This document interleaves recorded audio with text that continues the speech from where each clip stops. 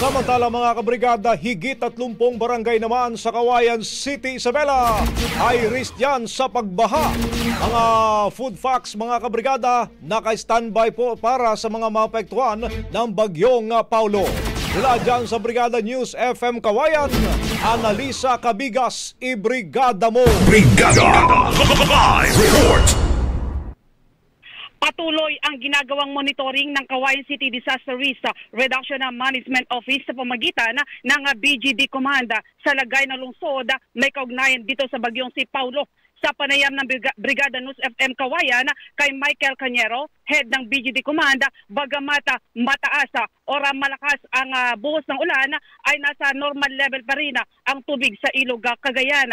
May isang bahay na naitalang nadaganan ng puno sa District 1 Cauayan City at inaalam pa kung magkano ang halaga ng pinsala na dulot nito. Sa ngayon ay naka-standby na rin ang mga opisyal ng District 3 sa mga residente na nangangailangan ng tulong.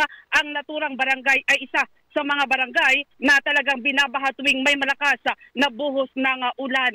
Payo ni Cañero sa mga may lakad ngayong araw, kinakailangan na ipagpaliban muna at manatili sa kanilang mga tahanan upang sila ay maging ligtas.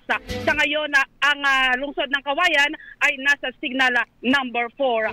In the heart of changing lives, ako si Brigada Analisa Cabigas ng 92.9 Brigada News FM Cauayan, the Music and News Authority.